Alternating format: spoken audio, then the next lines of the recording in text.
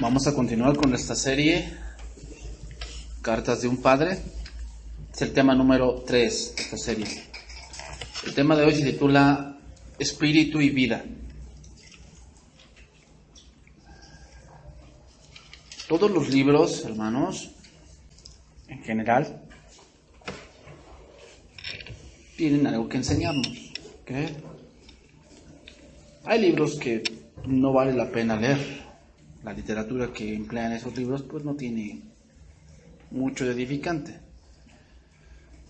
Sin embargo, dicen muchos, leer. Y en cierta parte tiene razón. La lectura nos hace que el cerebro se entrene.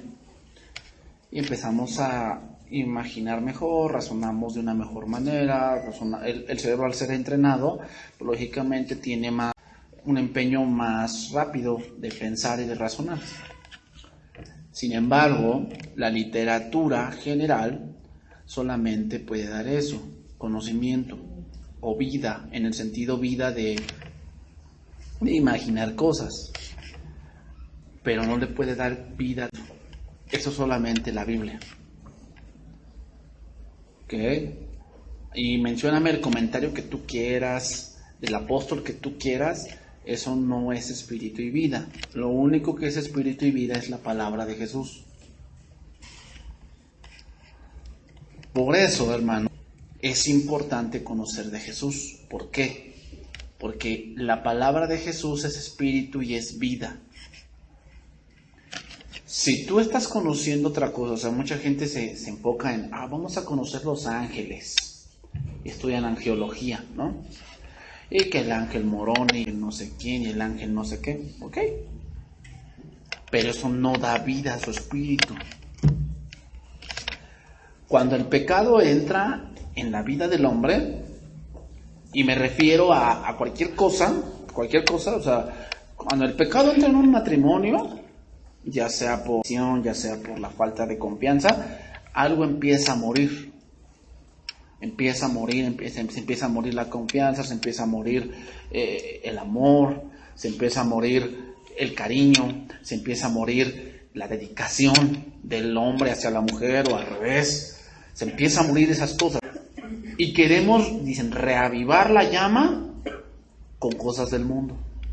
Te voy a decir, las cosas del mundo es como una leña verde, no arde. Lo que va a avivar esa parte de tu amor, de esa parte de la confianza, que esas cosas que fueron muriendo tengan vida, es la palabra de Dios. O sea, yo no tengo la varita mágica para cantar y con eso ya vas a cambiar. No. Porque cuando hay un desorden en la vida del hombre, en la vida de una mujer, en la vida de una familia, quiere decir que ahí hay muerte. Algo se está muriendo ahí. Por lo tanto, al morirse, ¿qué pasa cuando alguien muere? Empieza un proceso de descomposición. No, o sea, en lo natural. Empieza un proceso de descomposición. Cuando alguien peca y no se arrepiente, entonces empieza un proceso de descomposición en su vida y se va a ver reflejado en cómo vive. ¿Qué requiere ahí entonces? Pues la Biblia dice, fuimos resucitados con Cristo. Bueno, ¿cómo resucitó Cristo a Lázaro? Le habló, Lázaro, ven fuera. Y si al instante el hombre salió, la palabra. Por eso cuando llegan y dicen, es que tenemos esto y esto y esto, a mí me están diciendo que tienen muerte. Y que hay una descomposición ahí, que está descomponiendo tu vida, tu matrimonio, tu vida juvenil, tu vida de adolescente, la está descomponiendo ese pecado, requieres vida. La palabra es Jesús. Por eso no te va a cambiar una consejería, lo que te va a cambiar es la palabra. ¿Cuánto tiempo estés en la palabra de Dios? ¿Ok? Bueno, vamos a leer Juan 1. Voy a leer los últimos 2 versos, pero voy a leerlo completo, versos 1 del 1 al 4. lo que era desde el principio, lo que hemos oído, lo que hemos visto con nuestros ojos, lo que hemos contemplado y palparon nuestras manos tocante al verbo de vida. Porque la vida fue manifestada y la hemos visto y testificamos y os anunciamos la vida eterna, la cual estaba con el Padre y se nos manifestó. Lo que hemos visto y oído, eso os anunciamos, para que también vosotros tengáis comunión con nosotros. Y nuestra comunión verdaderamente es con el Padre y con su Hijo Jesucristo. Estas cosas os escribimos para que vuestro gozo sea cumplido. Bien. Hoy vamos a terminar esta parte y vamos a empezar a entrar en temas interesantes. Por si vamos a ver la semana que viene, Dios es luz.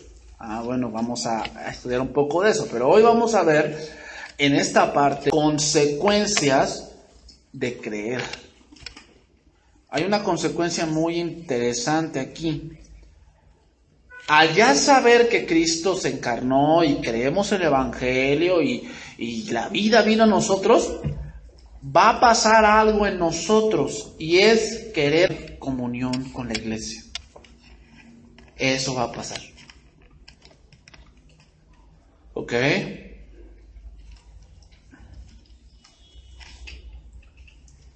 La comunión con los hermanos y con la iglesia y con Dios es por medio de Cristo. Cuando alguien cree en el Evangelio y se cristiano o Cristo lo salva y lo trae de las tinieblas a su luz admirable, pasa que él ahora pertenece a una comunidad.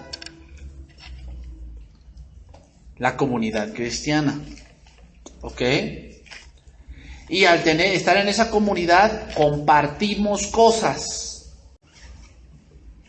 Aquí la palabra comunión viene de una palabra griega, koinonía, y significa ser una sociedad.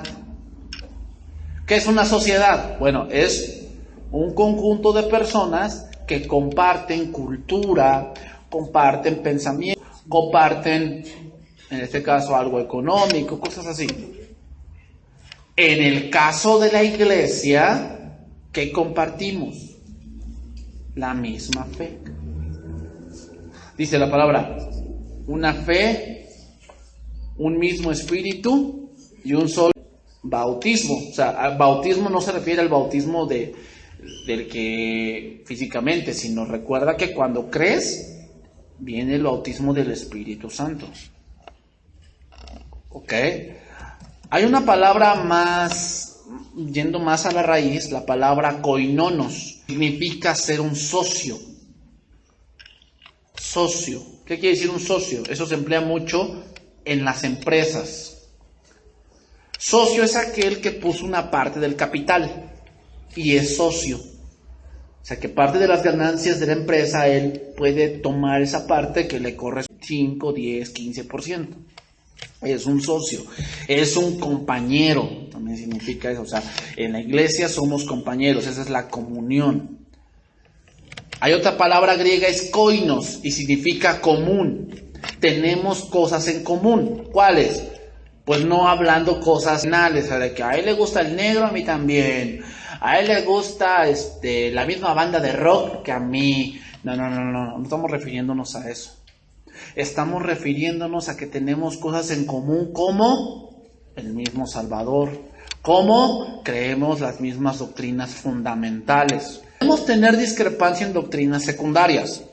Por decir, hay unos que, como dice la palabra, hay unos que ven, van y excluyen ciertos días, ¿no? Para unos el domingo es sagrado, para otros el domingo es familiar, para otros el domingo es para descansar. Bueno, podemos discrepar en esas cosas. Pero en cosas fundamentales como Cristo es Dios, como la justificación, como la redención, como los frutos del Espíritu, eso debemos concordar todos. ¿Ok? Esas son cosas en común. Entonces, cuando viene Evangelio a tu vida, entonces todo lo que hemos visto, lo que hemos creído, lo que hemos oído, eso va a traer como consecuencia que tú tengas koinonía. La palabra koinonía también tiene mucho que ver en trabajar en algo en común. Vamos a ver 1 Corintios 9:18. Trabajar en algo en común.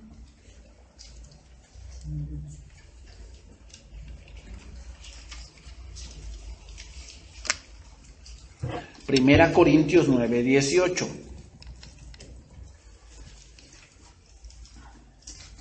Jesús dijo eso.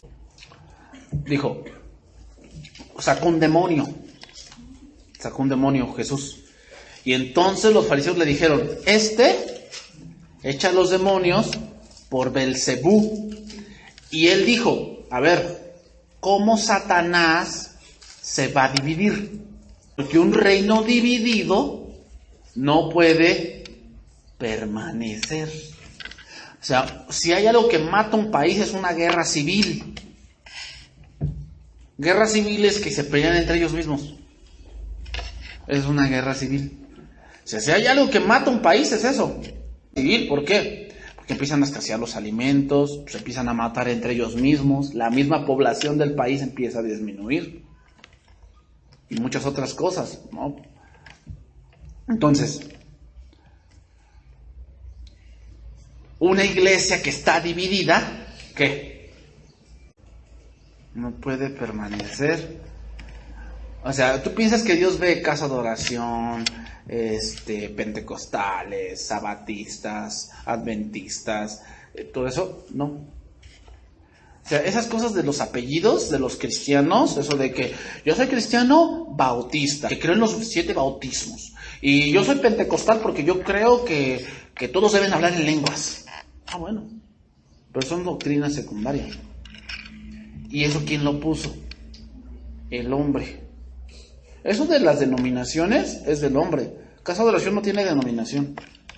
Porque nosotros creemos esto y esto. No exaltamos ninguna de esas doctrinas. Simplemente creemos en Cristo. Y sí, hay varios en casa de oración, hay varios pastores que yo conozco que no creen en los dones del Espíritu. No creen. Pero eso no lo excluye de ser mi hermano. Porque los dones del Espíritu es una secundaria. ¿Ok? Creas o no creas en los dones del Espíritu, eso no implica que tu salvación se pierda. ¿No? Yo sí creo en los dones del Espíritu. Y yo sí creo en la operación del Espíritu. Pero bueno, hay otros que no. Sin embargo, son mis hermanos. Entonces, dice, ¿cuál pues es mi galardón? Que predicando el Evangelio, presente gratuitamente el Evangelio de Cristo, para no abusar de mi derecho en el Evangelio. El contexto aquí habla de que Pablo está hablando de que él tiene derecho a vivir del Evangelio. Okay. Uno predica, ¿no? Pablo era un predicador que iba viajando y levantando iglesias, levantaba una iglesia, establecía pastores y se iba a otra. Bueno, pero para viajar, ¿qué se requiere? Dinero. Se requiere dinero. ¿Quién daba ese dinero? Las iglesias. Eso es coinonía. O sea, el que se ve enfrente es Pablo, que está viajando, ¿no? Está predicando el Evangelio, pero ¿quién está detrás de él? La iglesia aportando de sus ofrendas y sus diezmos para que el servidor de Dios pueda hacer su trabajo. Dice, ¿cuál es mi galardón? Que predicando el Evangelio, presente gratuitamente el Evangelio de Cristo. O sea, ¿qué quiere decir? Él no iba y vamos a hacer un encuentro, pero ¿cómo no la entrada? O sea, yo no puedo, o sea, obviamente, si vamos a hacer un desayuno, pues obviamente pagar su desayuno. ¿Cuánto es el desayuno? 60 pesos, pero es de tu desayuno, no te estoy cobrando el Evangelio. Esa es la gran diferencia. Pero ya otra llaman costo de recuperación. ¿Recuperación de quién? O sea, yo no puedo cobrar. O sea, imagínate que aquí le digo a Lugier, les di a 10 pesos porque yo les predique, ¿no? Para eso están las ofrendas y los diezmos. Para eso están. Yo no puedo cobrarte la entrada porque escuches la palabra. No puedo, porque si no ya no sería gratuito. Ok, versículo 19. Por lo cual, siendo libre de todos, me he hecho siervo de todos para ganar a mayor número. Pablo está diciendo que los corintios no le querían ayudar, no le querían dar dinero, o sea, no querían dar ofrenda a Pablo. Decían, no, pues si tú eres siervo de Dios, venga. Y Dios puede hacerlo, Pero esa es la gracia que tenemos como iglesia en la coinonía. ¿Cuál? que todos en común trabajamos para una sola causa. ¿Cuál? Expandir el evangelio. O sea, tener soportada, por si tú a veces escuchas audios en SoundCloud, ¿no? Ahí en internet, pero ese SoundCloud nos cobra una anualidad. ¿De dónde sale esa anualidad? Pues de los diezmos y las ofrendas, ahí sale. O sea, fíjate, tú oyes al predicador, pero detrás del predicador está la iglesia soportando esa parte para que otros más. O sea, yo que ahora he estado así en la página más adentrado de Casa de Oración, tenemos registros de que nos escuchan hasta en Japón. Fíjate bien, hasta Japón, hasta las Filipinas nos escuchan. ¿Te imaginas? En una sola reunión, por decir de Ciudad de México, porque aquí todavía no tenemos eso, pero en una sola reunión de radio se puede juntar más o menos unas 4,000 personas escuchando el servicio. O sea, es una iglesia en internet, pero ese internet costo. Gastamos en luz porque los aparatos electrónicos pues gastan electricidad, ¿o no? ¿Y quién soporta todo eso? O sea, entonces, quiere decir que la iglesia no es el predicador, la iglesia no es el pastor, la iglesia somos todos, porque todos en coinonía estamos soportando esa parte. ¿Cuál? La expansión del evangelio. Entonces tenemos un rubro importante como siervos de Dios, como integrantes de la congregación. Entonces sigue versículo 20, que este es uno de los versículos más manoseados. Dice ahí: me he hecho judío a los judíos para ganar a los judíos, a los que están sujetos a la ley, aunque yo no esté sujeto a la ley, como sujeto a la ley para ganar a los que están sujetos a la ley. Muchos toman este verso y dicen: ahí está, yo me vuelvo darqueta a los darquetos para ganar a los darquetos. Y yo me vuelvo de los antros al que le gustan los antros para que yo los gane. Toman ese verso. No está diciendo eso Pablo. Lo que está diciendo es que él predica el evangelio, pero obviamente tú tienes que saber cómo es la vida persona. Tú tienes que entender, o sea, un judío no le vas a hablar como un gentil, porque el judío le gusta mucho la profecía, le gusta ver las palabras cumplidas. Si no, lee el Evangelio de Mateo.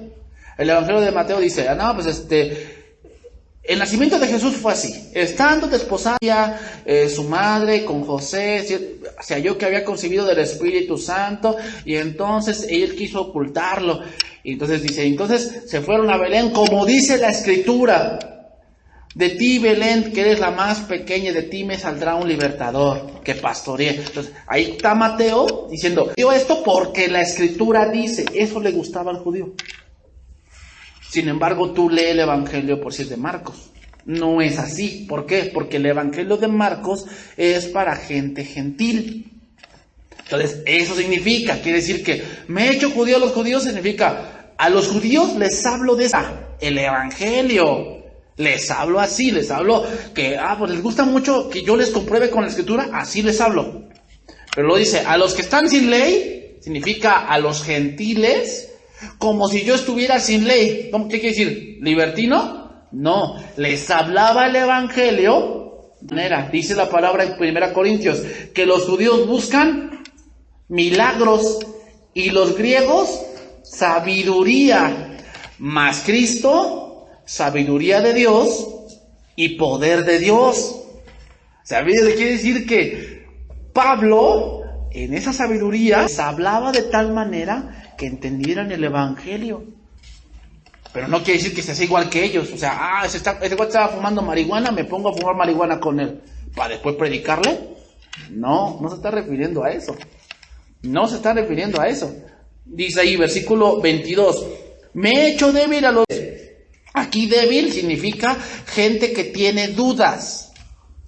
¿Qué significa? Me he hecho débil, o sea, hay gente que no come de todo, que todavía piensa que no puede comer conejo, no puede comer camello, no puede comer cerdo. Bueno, entonces, ¿qué hizo Pablo con ellos? Tampoco comía eso, pero les evangelio.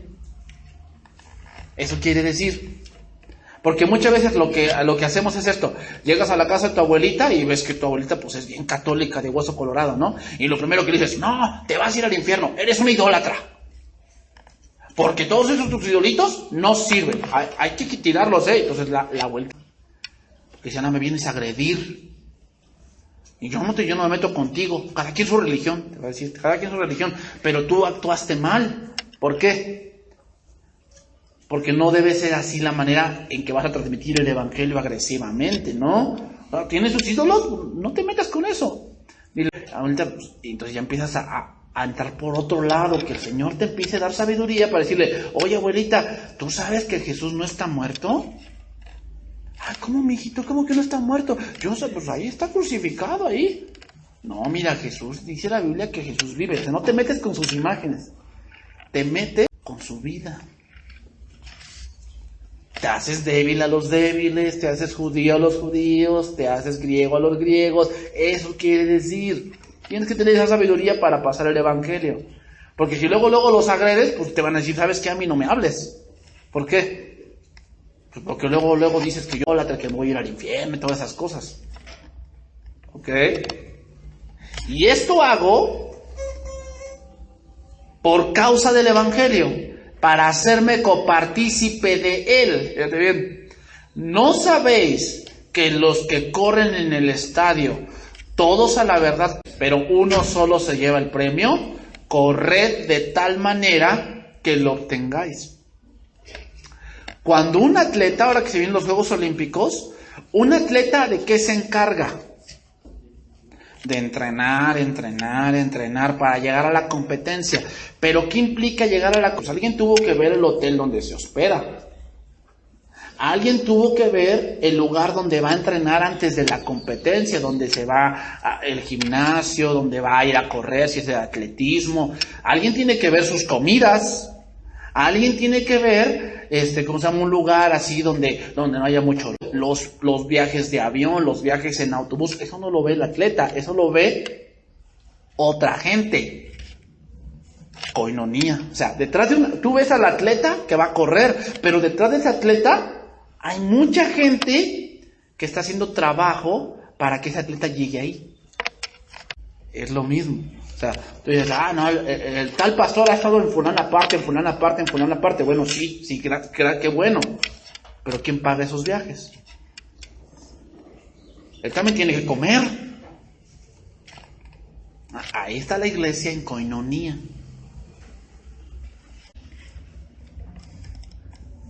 Entonces, la koinonía hace que trabajemos para un bien común. ¿Cuál es el bien común de la iglesia?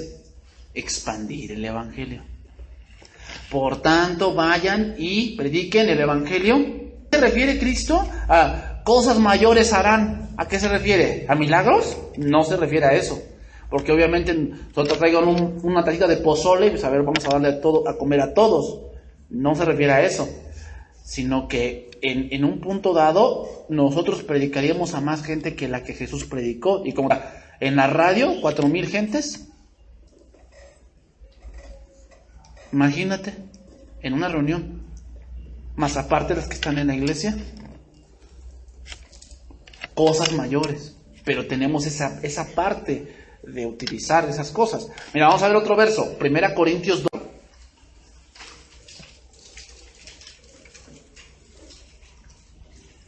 Vamos a entrar al área de los dones. ¿Qué es un don? Es un regalo de Dios. Dice ahí, 12:4 de 1. Ahora bien, hay diversidad de dones, pero el Espíritu es el mismo. Fíjate, o sea, los dones no deben traer división a la iglesia, deben traer armonía. Ese es el problema de los pentecostales. Como todos tienen que hablar en lenguas, el que no hable, ¿qué pasa? ¿Ya no está en comunión? Ese es un error. Los dones no deben traer división, deben traer unidad. Porque el Espíritu que los reparte, ¿qué? Es el mismo. Versículo 5. Y hay diversidad de ministerios, Pero el Señor, o sea, si aunque tú trabajes de ujier o tú sirves de ujier y yo sirvo aquí de predicador y el otro sirve allá de maestro, todos estamos sirviendo para un mismo Señor. ¿O no? ¿O es un Señor diferente en la iglesia infantil y el otro Señor acá? No, es el mismo.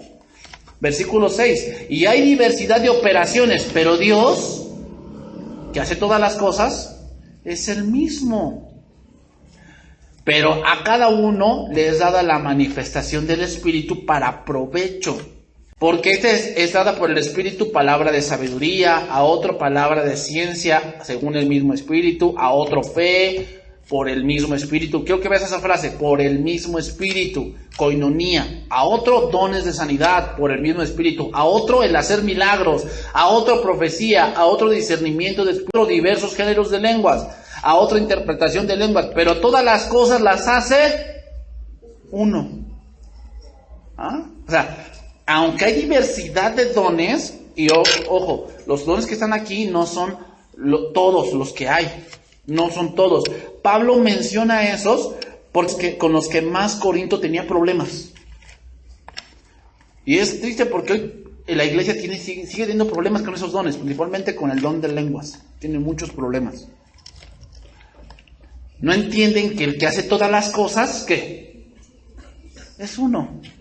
Y el mismo Espíritu, dando a cada uno en particular como Él quiere.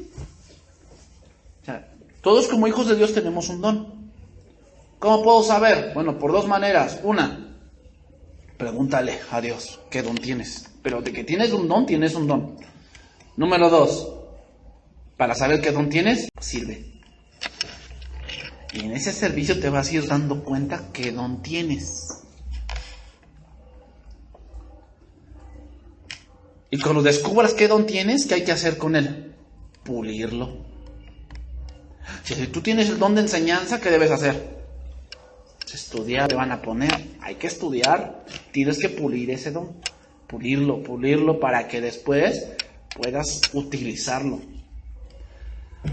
Entonces, la comunidad cristiana no es una asociación transitoria, ¿qué, hermanos? De personas que comparten simpatías comunes. ¿Qué es transitoria? Pues ahorita se juntaron varios jóvenes para apoyar un partido, pero cuando se acaben las elecciones,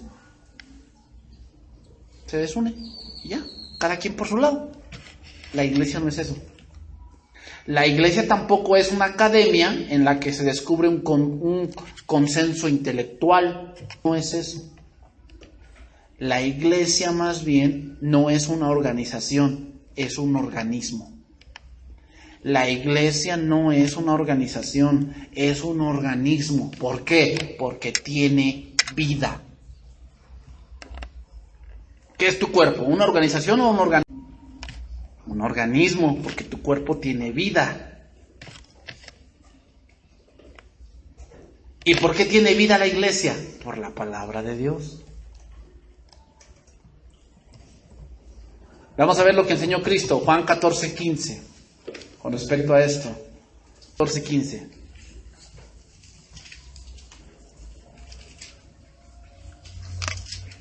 Entonces, esa es la comunión, hermanos, O sea, la comunión implica muchas cosas, no solamente que te congregues. También que tú apoyas con tu ofrenda, con tu diezmo, apoyas la obra de Dios. Que sigamos expandiendo el evangelio.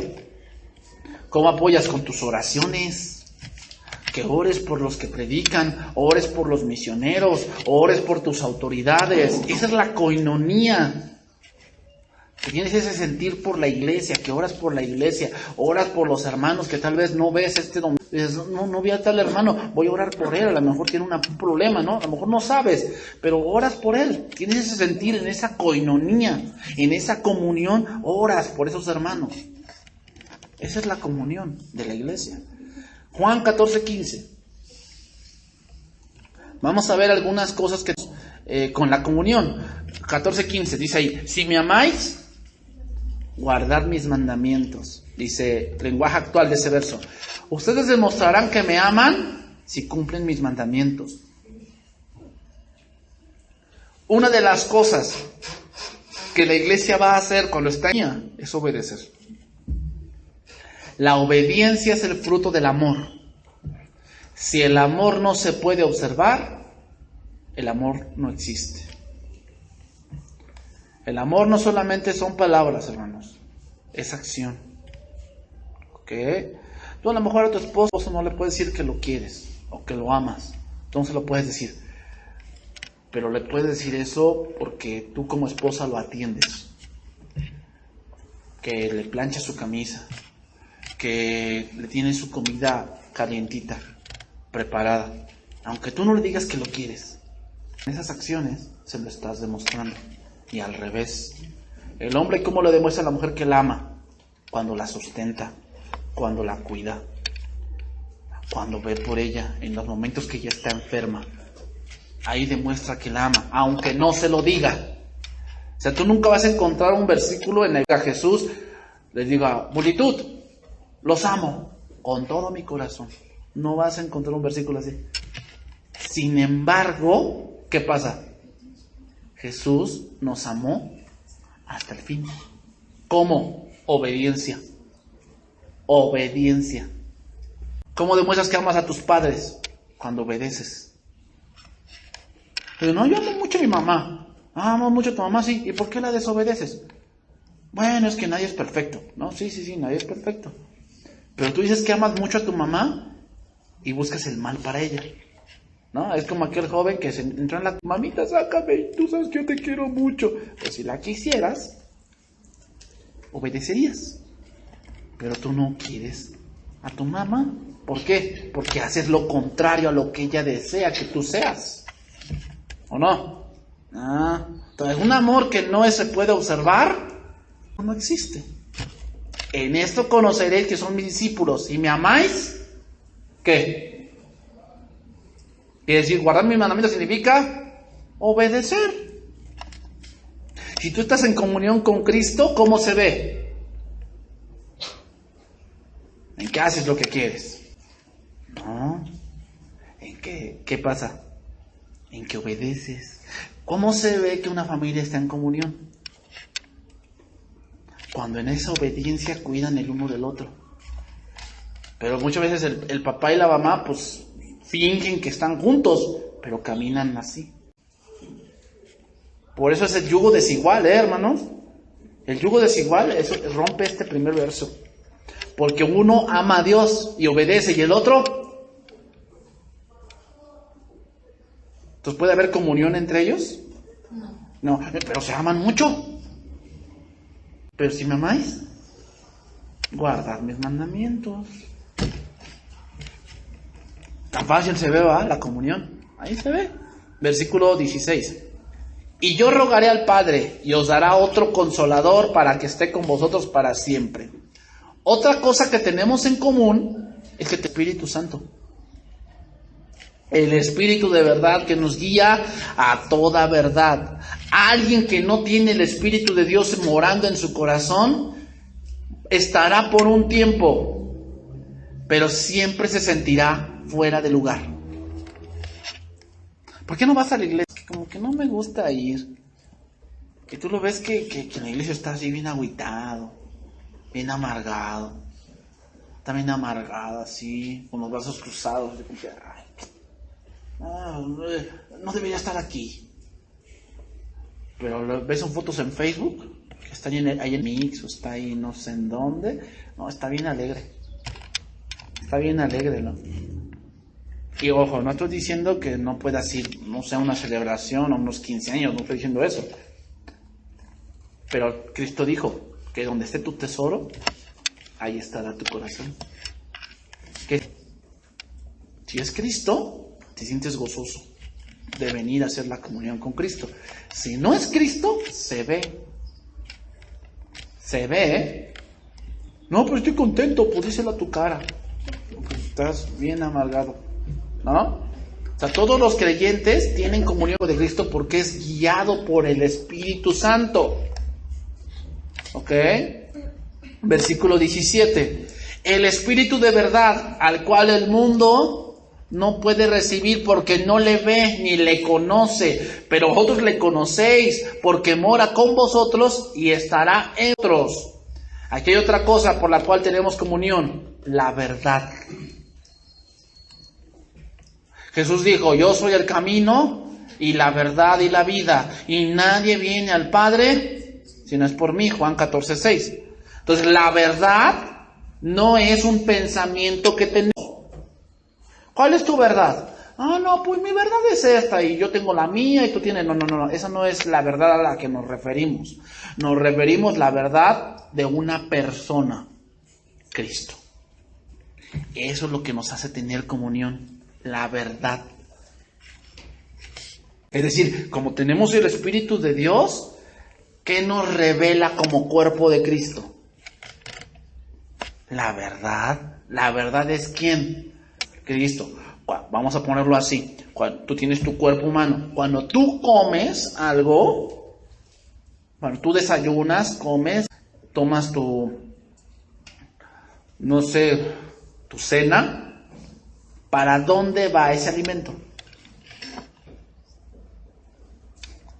Para todo el cuerpo. ¿O no? Todo el cuerpo tiene que alimentarse, hasta tu uña. Hasta la punta de se tiene que alimentar. ¿De dónde lo va a sacar el cuerpo?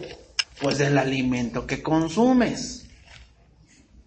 Va nutriéndose todo el cuerpo. Pues aquí como cuerpo, leemos la palabra y como cuerpo todos nos nutrimos porque el Espíritu de verdad nos revela toda la verdad que es Cristo.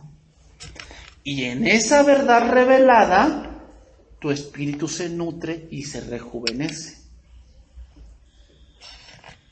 Eso tenemos en común. Pero ¿qué pasa con alguien que no tiene el espíritu de verdad? Sale igual como entró. ¿Por qué? Porque no entendió nada. Porque no tiene el Espíritu Santo dentro de él.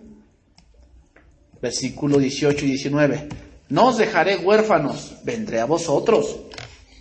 Todavía un poco y el mundo no me verá más, pero vosotros me veréis porque yo vivo y vosotros también viviréis. Aquí dice, no os dejaré huérfanos. En el tiempo de Jesús, tú sabes, los rabinos tenían sus discípulos. Cuando el rabino moría, a los discípulos se les llamaba huérfanos. Se les llamaba así. Por eso dice ahí, no os dejaré huérfanos, vendré a vosotros. ¿Qué quiere decir? Que aunque Cristo va a morir en la cruz, el Espíritu Santo iba a estar con ellos, y es el mismo Dios, por lo tanto, no los dejaría huérfanos, lo significa, o sea, aquí vemos otra cosa por la cual tenemos comunión, porque no estamos solos, tenemos a nuestro Maestro vivo. O sea, ¿quién es el gran Maestro de maestros? Cristo. El Maestro más grande que haya pisado esta tierra es Cristo. Nosotros no estamos solos, nuestro Maestro vive, nuestro Maestro nos sigue mostrando, nos sigue cambiando. ¿Cómo? Por el Espíritu de Dios. Versículo 20, en aquel día vosotros conoceréis que yo estoy en mi Padre y vosotros en mí y yo en vosotros. Esto nos habla de la certeza de lo que esperamos. En el caso de los apóstoles, Pentecostés, ¿no? Y en el caso nuestro, ¿de qué nos habla? De la segunda venida de Cristo. Esa es nuestra esperanza, de verle. Versículo 21. El que tiene mis mandamientos y los guarda, ese es el que me ama. Fíjate cómo empezó así y empezó a terminar así. Y me ama, será amado por mi Padre, y yo le amaré y me manifestaré a él. Lenguaje actual. El que me obedece y hace lo que yo mando, demuestra que me ama de verdad. El que me ama así, mi Padre lo amará, y yo también lo amaré y le mostraré como en realidad.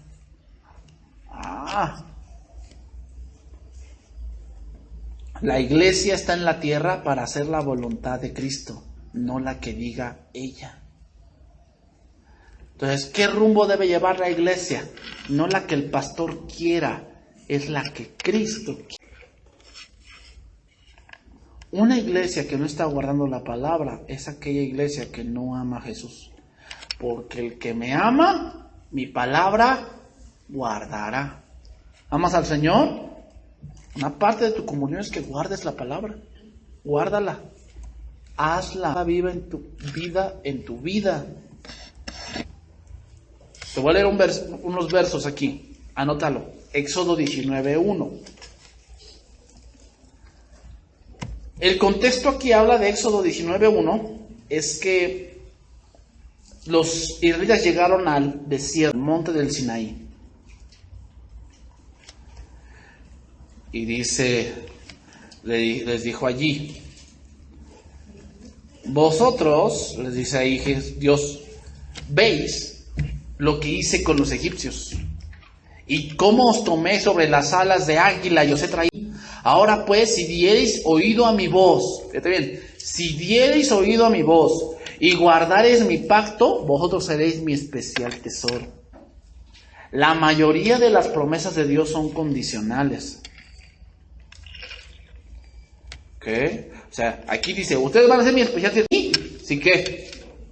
Si guardan la palabra, si oyen mi voz, seréis mi especial, dice, sobre todos los pueblos, porque mía es toda la tierra.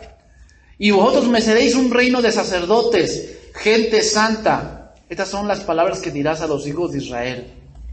Moisés las dijo. Dijeron ahí en el versículo número 7. Entonces vino Moisés y llamó a los ancianos del pueblo y expuso en presencia de ellos todas estas palabras que Jehová le había mandado. Y todo el pueblo respondió a una y dijeron, todo lo que Jehová ha dicho, haremos. La comunión hace otra cosa, nos aparta de. ¿Qué quiere decir? Que ya no compaginamos con los del mundo. Tú puedes estar en una reunión con algunos del mundo. O sea, yo he estado en una reunión, por decir, con mis ex compañeros de la universidad. Pero podrás estar allí, pero no tienes comunión con ellos. ¿Por qué? Porque ellos hablan de cosas terrenales. O sea, tú puedes estar allí y con café, compartir un pastel, ok, pero ¿cuál comunión puedes tener con ellos? No, porque tú ya eres una gente santa. Santa significa apartada. La comunión va a hacer que tú te apartes del mundo. O sea, que ya no piensas como ellos, ya no actúas como ellos, ya no pretendes ganar. Quieren ganar, o sea, ellos quieren ganar el mundo. Quieren tener mucho dinero, tener el mejor carro, la mejor casa, el mejor trabajo de todos. Eso es lo que el mundo quiere. ¿Tú qué quieres? Uno de los problemas que yo tengo es que cuando me encuentro con ese de compañeros míos, ya sabes, lo típico es, ¿y ya estás trabajando? Y yo, pues sí, ya estoy trabajando. ¿Dónde trabajas? Entonces, como ellos conocieron que en la universidad, pues, en la programación más o menos yo era diestro, pues ellos piensan que estoy trabajando ¿en qué? Pues en una empresa de esas. Yo les diga que trabajo, no sé, en uno de desarrollo. Y cuando les digo, no, estoy trabajando en la iglesia, se quedan así de... ¿Pero de qué? ¿De conserje? ¿O de qué estás trabajando? ¿En serio? O sea, ¿por qué? Porque esa gente no entiende esa parte. No pueden tener contigo porque no entienden. Lo típico es que tú presumas en qué trabajo estás y cuánto ganas, ¿o no? Eso es lo típico. Cuando tú les cambias la jugada, le dices, no, yo trabajo en la iglesia. ¿Y de qué? Luego, pues, ahí estoy pastoreando una iglesia. ¿Tú estudiaste de pastor? Eres el mundo. Ahí te vas a dar cuenta que eres gente santa. ¿Cómo? Oye, ¿por qué no te quedas más horas extras como todos los demás? No, porque tengo que ir a la iglesia. ¿Y cuándo te pagan ahí? No me pagan. Pues, aquí te pagamos 2 horas extras y te quedas. Ahí está la diferencia. Voy a cambiar de trabajo. ¿Por qué? Es que yo necesito tiempo para Dios. ¿Tiempo para Dios? Sí. ¿Y cuándo te vas a eso? No, aquí tienes que trabajarle, machetearle.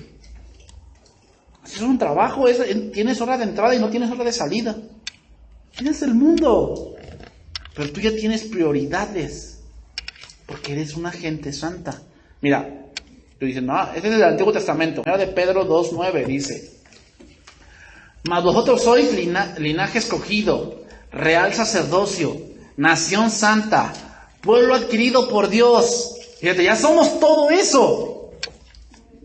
¿Para qué? Para que anunciéis las virtudes de aquel que os llamó de las tinieblas a su luz admirable. La comunión ahí está, hermanos. Cuando tú crees el Evangelio ya eres eso. Entonces, retomamos. Primera de Juan 1:3. Guardar los mandamientos de Dios hace que tengamos la comunión con Él.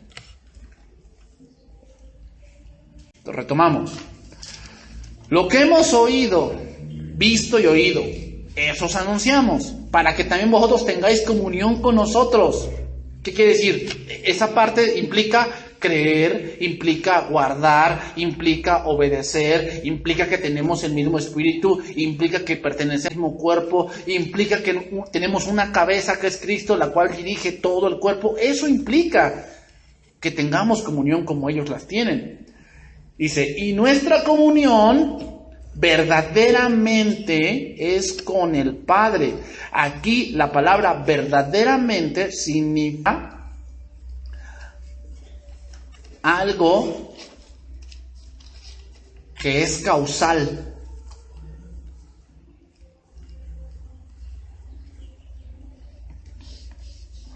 El Evangelio es el adhesivo. El Evangelio es el adhesivo que mantiene a la iglesia unida. Es el Evangelio. O sea, como gente que tenemos diferentes vivencias, diferentes capacidades, diferentes dones, diferentes formas de pensar, ¿cómo podemos estar unidos? El Evangelio.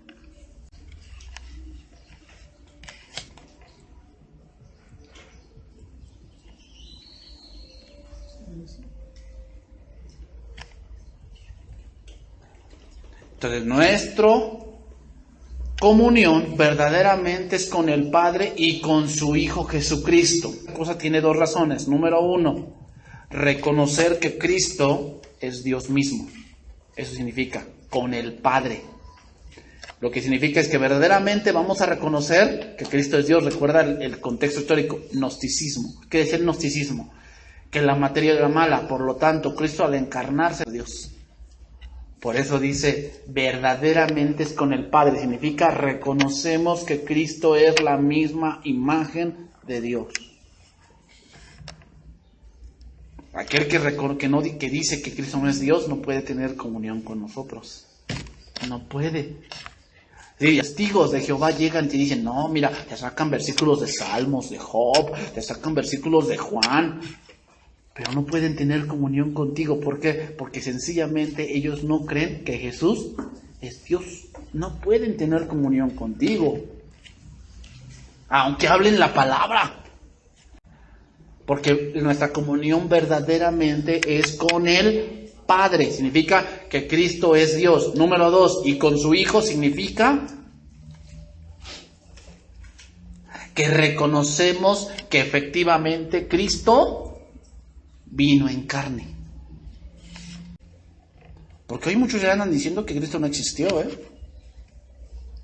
que es una invención. Entonces vámonos por la parte final. Primera de Juan 1:4. Estas cosas os escribimos para que vuestro gozo sea traducción viviente. Escribimos estas cosas para que ustedes puedan participar plenamente de nuestra alegría. A ver, pregunta, ¿por qué son los escritos del Nuevo Testamento? ¿Por qué existen? Ahí está la razón. Para que nuestro gozo sea cumplido. Para que nos gocemos de esa gran salvación que Dios ha traído. Cuando no estamos seguros de nuestra creencia, cuando no estamos seguros de la palabra de Dios, el resultado viene a ser el temor.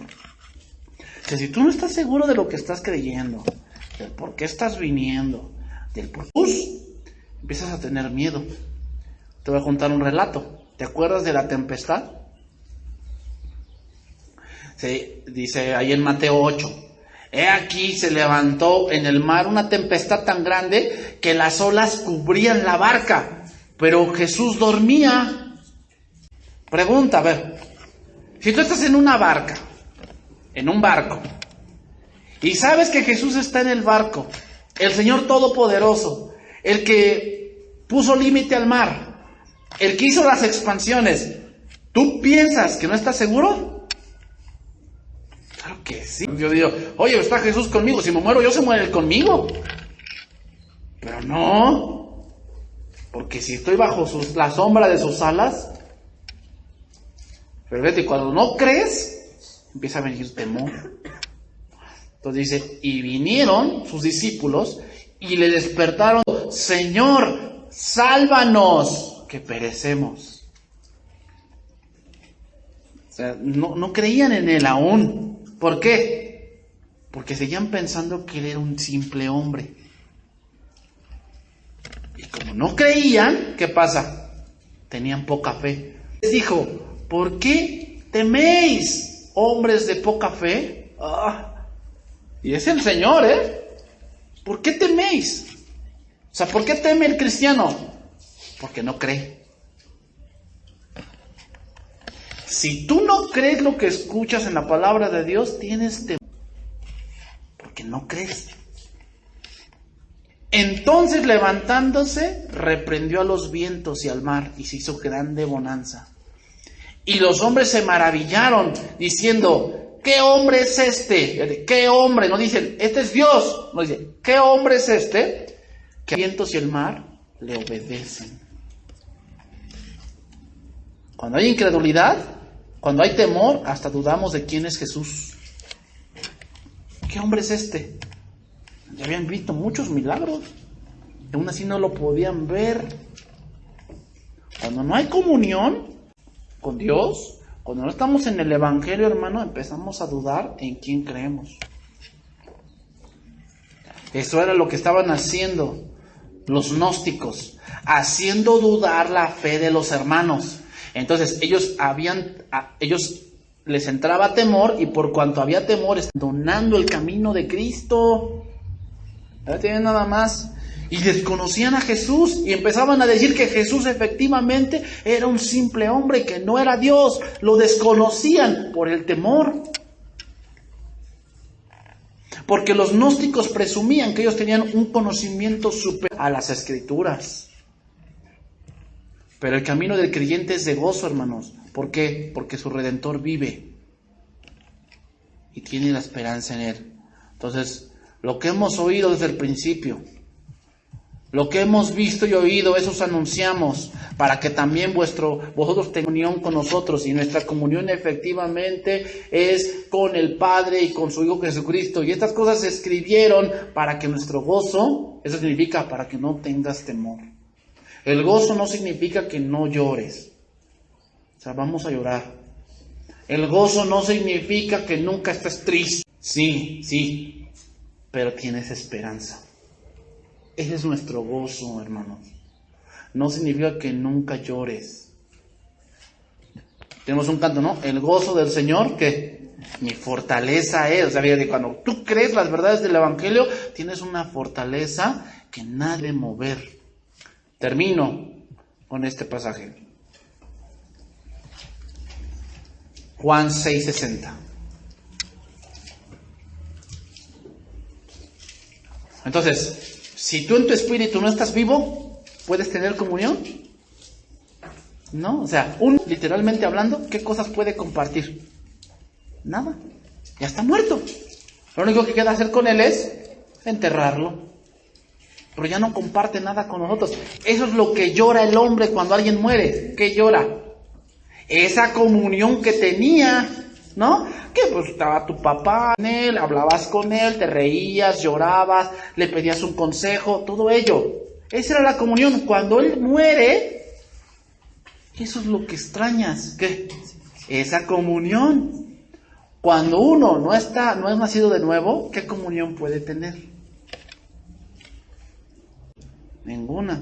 Por eso uno que es un yugo desigual quiere tener comunión con un muerto, pero no puede. Y aunque dice que quiere, pero no puede. ¿Por qué? Hay algo que no lo deja. Oírlas, Juan 6:60. Muchos de sus discípulos dijeron: dura es esta palabra, ¿quién la puede oír? Sabiendo Jesús en sí mismo que sus discípulos murmuraban de esto, les dijo: ¿esto os ofende? Pues qué si viereis al Hijo del Hombre subir a donde estaba. El Espíritu es el que da vida, la carne para nada aprovecha. Las palabras que yo os he hablado son espíritu y son vida. O sea, la palabra de Dios no es solamente para que tengas conocimiento, es para que tu espíritu crezca. Y esa palabra va a hacer que tengamos comunión, pero no en las cosas de vestimos igual o en las cosas de que nos peinamos igual. La comunión es más espiritual. Porque son espíritu y son vida. Pero hay algunos de vosotros que no creen. ¿Sabe? ¿Qué pasa con el que no cree? Pues su gozo no es cumplido. Tiene temor. No sabe a dónde va. Está como en una barca que se está tambaleando. O sea, haz de cuenta que la barca es tu vida. Y vienen las tempestades de los problemas, ya no te habla tu mejor amiga, ya no te habla porque te volviste cristiana, tu mejor amigo ya te volteó la espalda, tu familia ya no te quiere, ¿cómo se llama? Como te estás casada y tú creíste y él no, entonces él ya te trata mal, le dice cara a otra porque te cambiaron y te lavaron el cerebro y cosas así. Está la tempestad ahí moviéndose. Pero te voy a decir algo, si Cristo está en tu barca, nunca te vas a hundir. Pero tienes que creerlo para que tu gozo sea cumplido. Entonces dice ahí, porque Jesús sabía desde el principio quiénes eran los que no creían y quién le había de entregar, y dijo: por eso os he dicho que ninguno puede venir a mí si no le fuere dado del Padre. Desde entonces muchos de sus discípulos volvieron atrás y lloran de él. ¿Por qué no? Porque no creían. O sea, si tú no crees, tarde o temprano te vas a ir.